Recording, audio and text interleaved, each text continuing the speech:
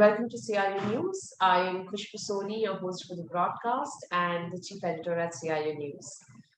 This is our exclusive interview series with digital innovators of India on the topic of energizing a digital future. It is a recorded session and will be available on our website, that is cionews.co.in, and our CIO News LinkedIn handle. Let me dive in introducing our guest for today. He is Mr. Pawan Kumar, the Chief Technology Officer and the Senior Vice President at Jubilant Foodworks Limited. Pawan is a senior technology leader executive with more than 20 years of experience driving digital transformation for various organizations such as Monster India, Yatra Online, and Jubilant, and many more. Pawan, it's a pleasure to have you today. Thank you. And I would like to thank CIO News having me on this platform today. It's my pleasure to be with all you guys today. The pleasure is likewise. Pawan, I would also like to introduce Vikas Bhosle. He is the Chief Executive Officer at Crayon Software Experts India Private Limited and also a moderator for today's session. Vikas has more than 20 years of rich experience in the field of IT and an expertise in sales, marketing, strategy, formulation, and operational management. Vikas, welcome once again. Thank you, Khushbu, and it's a pleasure to be back again. Welcome, Pawan. We've had some very interesting insights on this platform from different technology leaders. We're really looking forward to hear from you. The way I would like to start our conversation today is about asking you about Jubilant Foodworks. What do you do? What's your business about?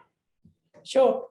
So let me tell you about the Jubilant Foodworks. So I know that many of the folks knows about the Domino's, and Domino's is the most popular brand, and so is about Dunkin's and Donuts.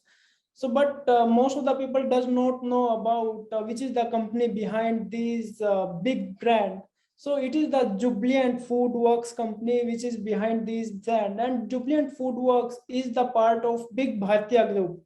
And Bhartiya Group is a big company which is holding so many publicly listed companies like Jubilant Life Sciences, one of them, Jubilant Pharma, Ingreva, and Jubilant Foodworks is the second biggest vertical as of today.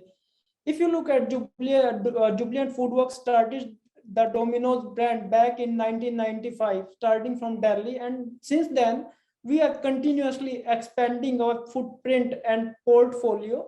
So as of today, Jubilant Foodworks is the multinational company. So we are not only present in India, but we are present in Sri Lanka, Bangladesh. And if you look at with our strategic investment across the globe, so we are present in the part of Europe as well as Turkey, Russia, Georgia, Azerbaijan, having more than 30,000 employees and presence in 317 cities is a big achievement, I would say. And if you look at Domino's Foodworks is the market leader in the pizza segment. So it is not only about the pizza brand, but as of today we are holding 6 other brands as well, like Dunkin's and Donuts, Hong's Kitchen, which is the Chinese cuisine. Then we have recently entered into the biryani space, which is the Ekdam Biryani. We have entered into the FMCG market with the launch of new brand, which is Chef Boss. And now if you look at Popeye, which is the most popular brand in the US, and now we are soon we are going to launch the Popeye in India. And I'm very excited about the Popeye brand because it is going to as big as Domino's, and as of today there is no competition to KFC. So probably this is going to be the first brand in India which is going to compete with KFC. We are just lucky that this discussion is happening after lunch because it just stoked our gastronomical desires, speaking about biryanis and pizzas and what have you, right?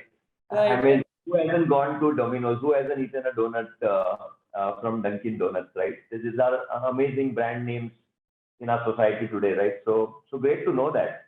But what's also important to speak about is in the last 18 months, ever since COVID hit us, most of your business has been through outlets, right? There are about 1,300 plus outlets that you manage. How have you been able to survive in an environment where most of the things have been locked down? What's been your experience? See, I think operating under these unprecedented time was very difficult, and none of us knew how to operate under these circumstances because COVID hit us suddenly, and none of us has the playbook how to navigate through this pandemic.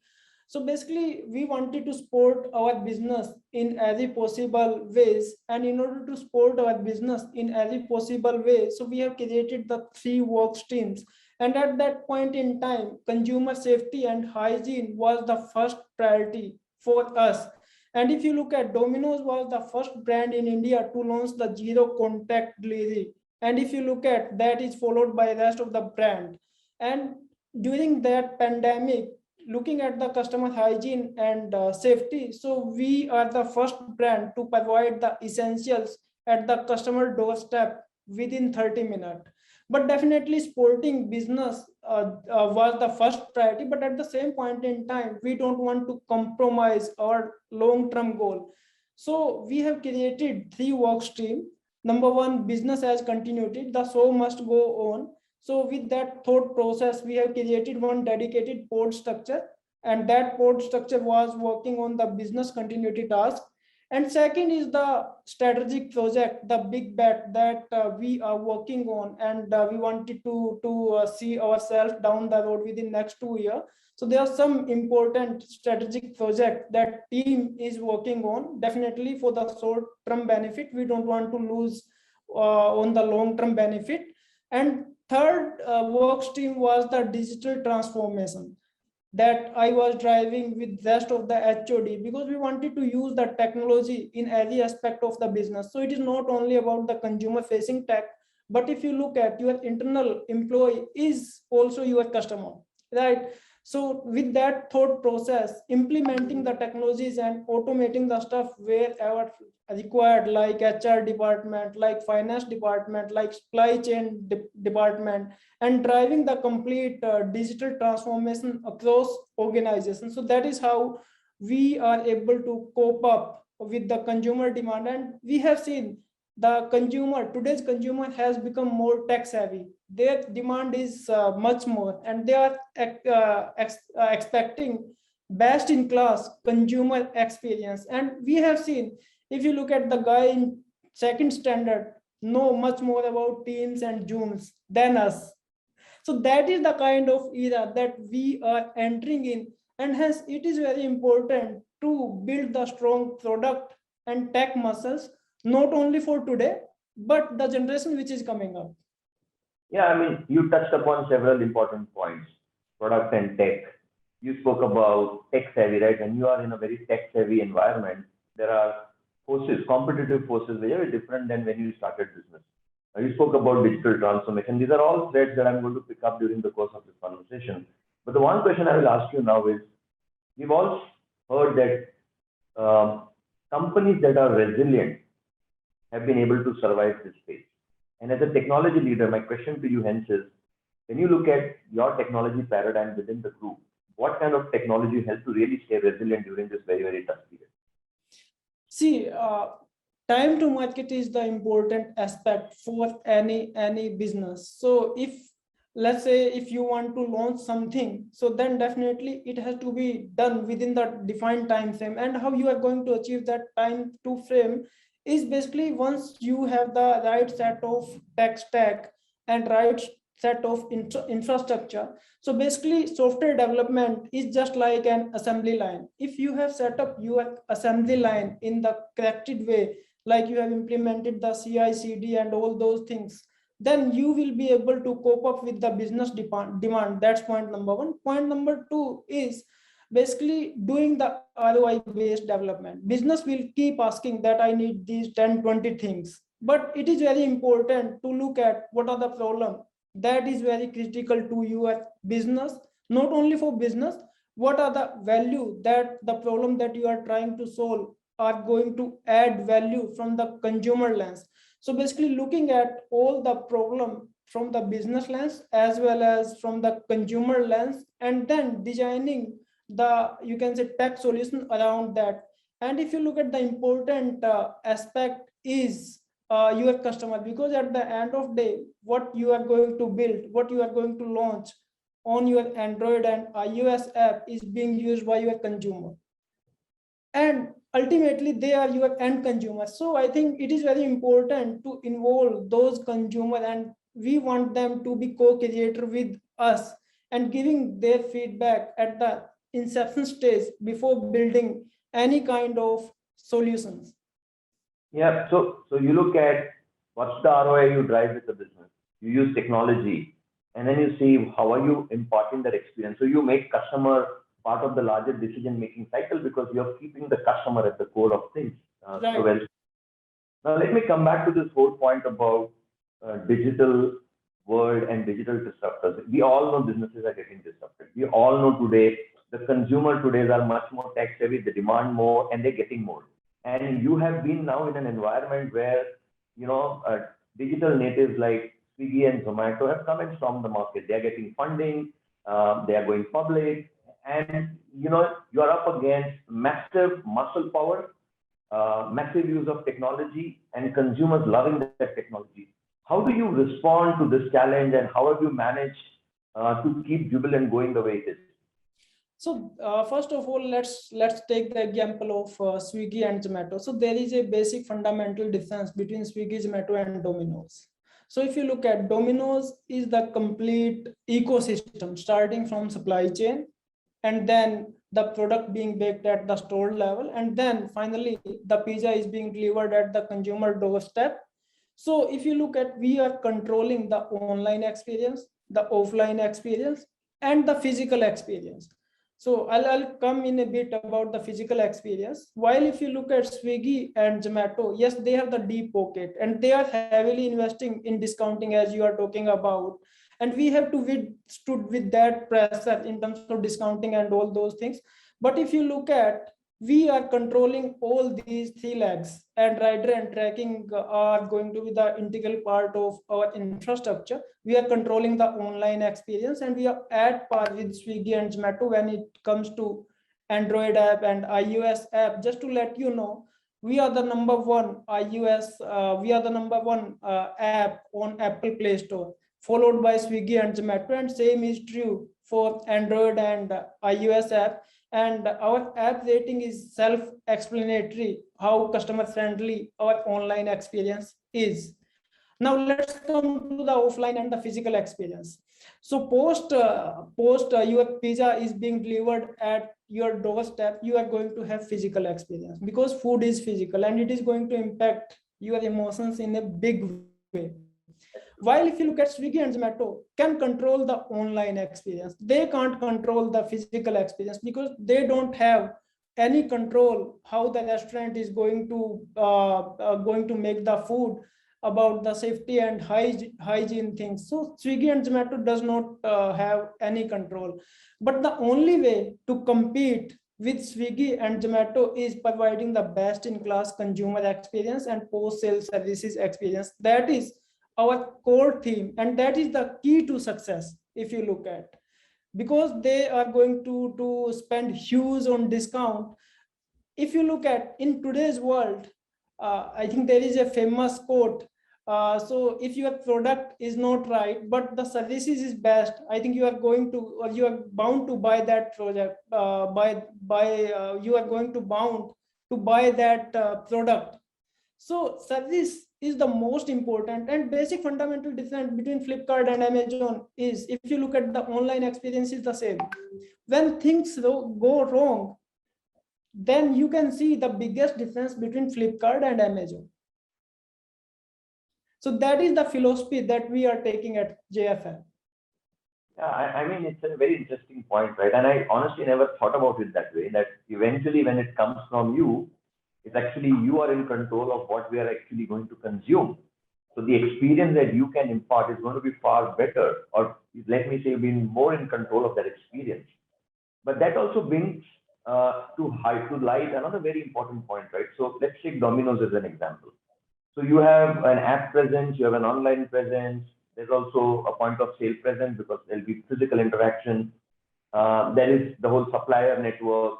There is the chef who needs to work with this, and the systems, they need to talk to each other. And as the demand grows and consumers grows and you become bigger, these systems need to also scale up. So what are the challenges and success criteria in managing such scalable systems? Yeah, rightly said. If you look at Domino's has multiple touch points, starting from you can see supply chain, in sourcing the material, and then finance system, and then post system, and then online system. So basically, first of all, you need to understand the complete ecosystem. And if you look at if there is going to be the tight coupling, so then typically it is nightmare to maintain those kind of complete ecosystem.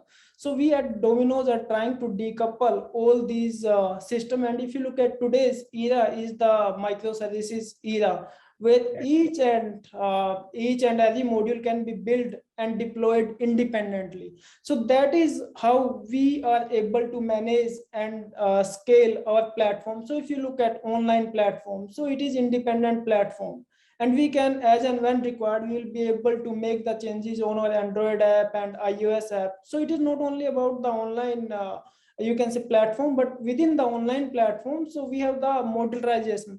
We have the small module which can be independently built and scale. Let's say if I want to change something in the user identity module, why should I test my complete application? Why I can't automate all those things through writing the test case, and I'll be able to do the integration testing, and I'm going to test the only that piece of the code, right? So that is how we are working, and that is the reason we will be able to operate at massive scale. And second is the startup culture. So I used to say that we are the 4-year-old tech startup having the 26 years of experience in the consumer domain. And if you look at why I'm saying that we are the 4-year-old tech startup, 2017 was the historical year in the history of JFL where we made a investment in product and tech. And in 2018, we built a strong tech platform.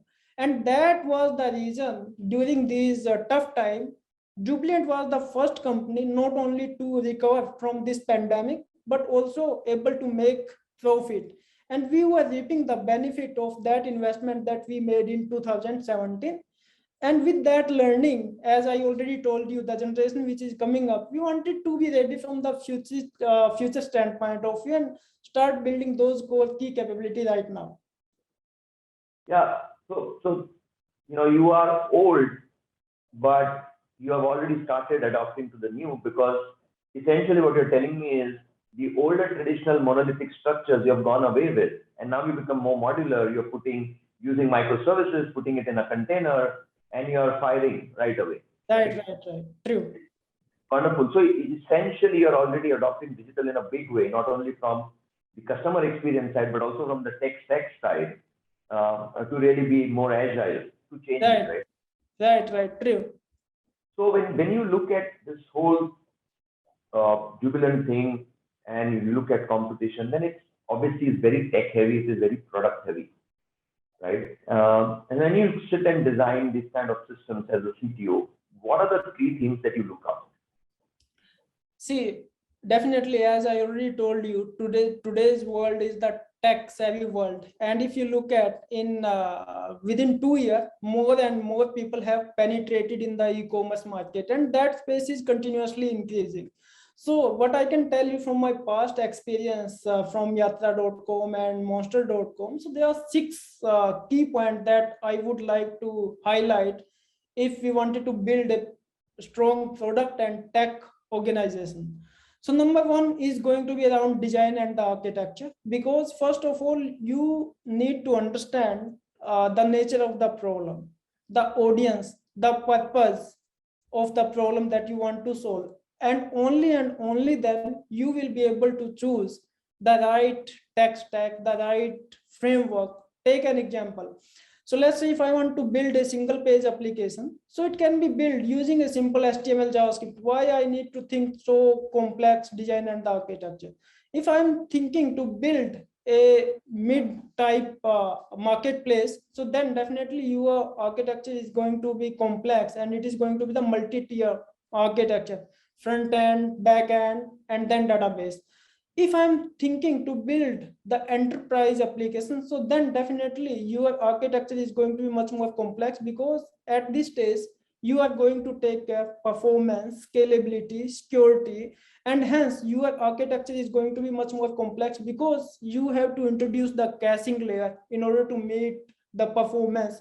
Then you need to take care of certain security compliances and all those things. So I would suggest, just to make the fancy design and the architecture, we should not make choices. So we need to understand what technology stack is going to solve our problem. Only then we will be able to choose the right tech stack. Second part to it, the scalability. When I'm talking about the scalability, so scalability has two aspects. One is scalability at application level. Second is scalability at infra level. So when I'm talking about the scalability, so my application should be able to scale horizontally as and when required. When I'm talking about the horizontal scale, so I should be able to deploy my application on as many devices as I want, like Android, iOS, PWA, tablet. So that is the horizontal scaling at application level. But at the same point in time, my infrastructure should be able to cope up with the increased number of users, and I should be able to add as many containers as I'll be needing on the runtime horizontally. So now let's come at the vertical scale. So when I'm talking about the vertical scale at the application level, I should be able to add many features as and when required very quickly. And in the same way, at infra level, I should be able to allocate more CPU, more RAM within the same box, and I should be able to scale up vertically based on the consumer demand at that point in time. Now let's come to the third thing, which is around performance.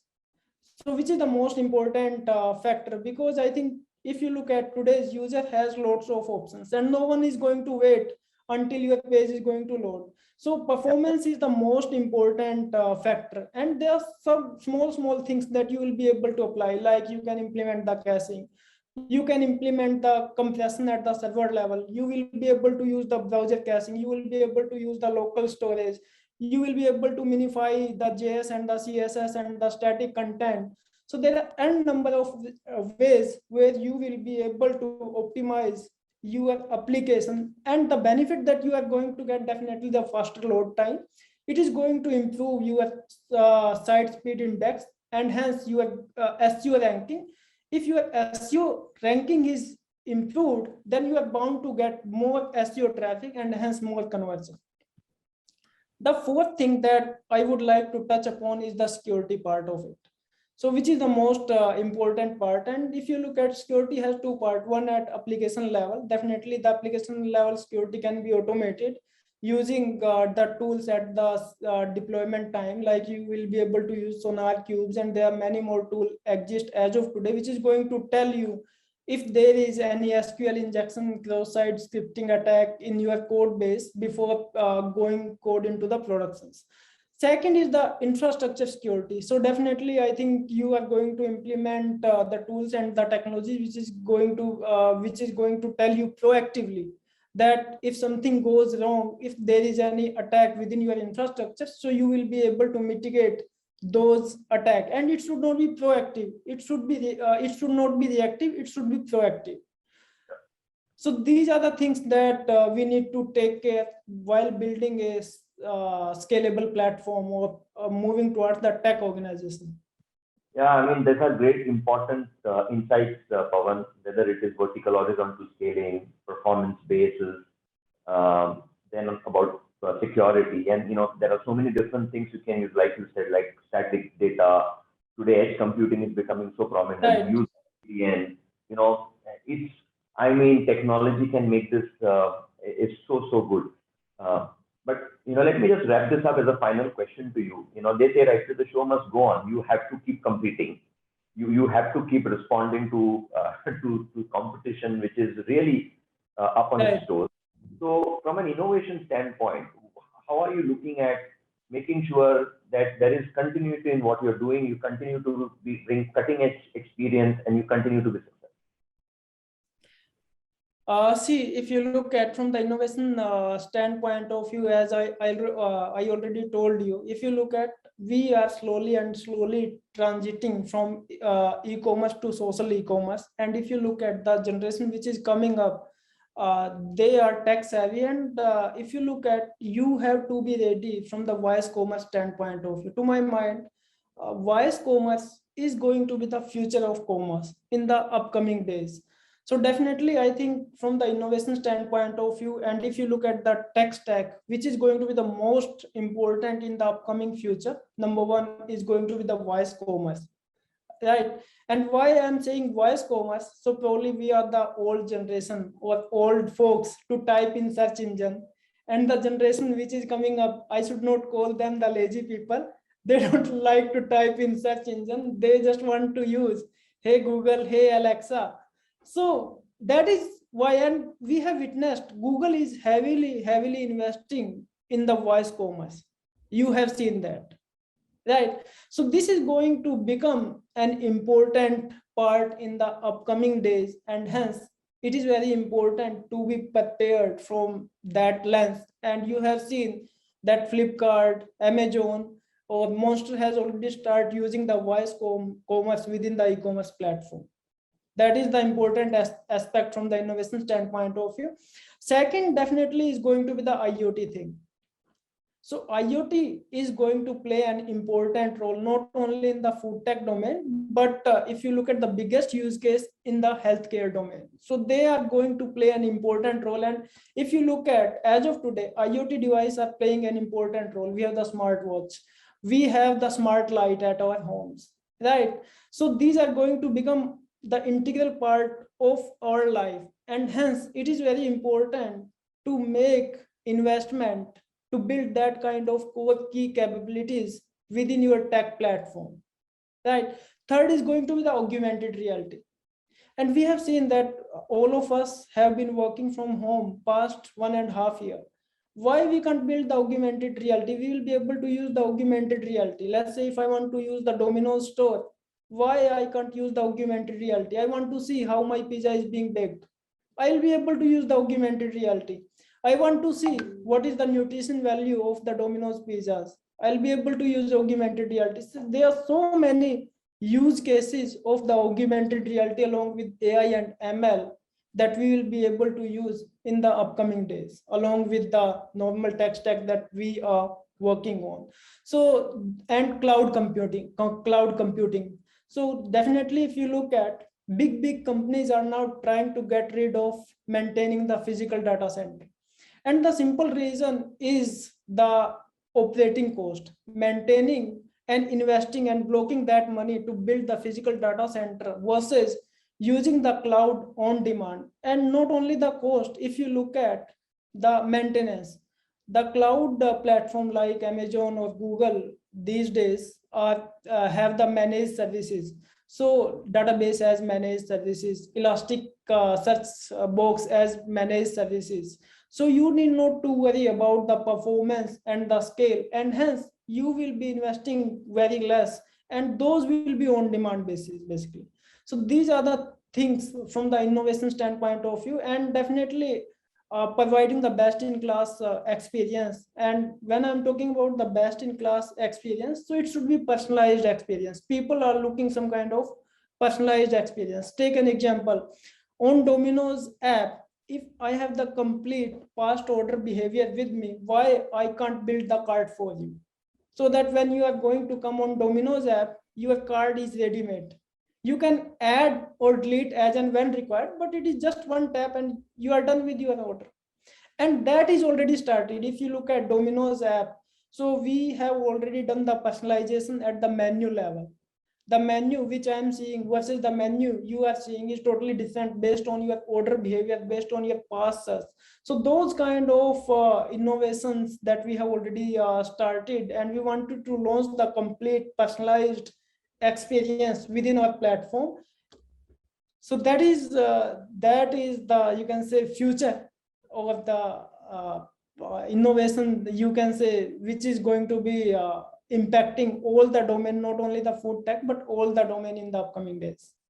Yeah, I mean, this is such an interesting space, Pawan, right? we know today voice recognition is going to be really, really big.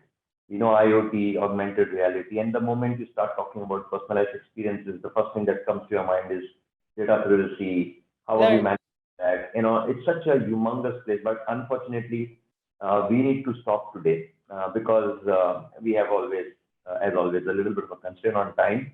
I would have loved to have a lot more conversation around data, around AI, because your industry is definitely going to see huge insights coming from that. But for now, I think we had a great conversation around some of the cutting edge things you're doing for Jubilant. So great insights. Thank you so much for sharing. Thank you so much for coming on our platform. Have a great day, Pawan. Thank you so much. Thank you, Vikas, and I really enjoyed the discussion today. Thanks. Thanks, Kushbu. Thanks, Vikas. Thank you so much, Pawan, for joining.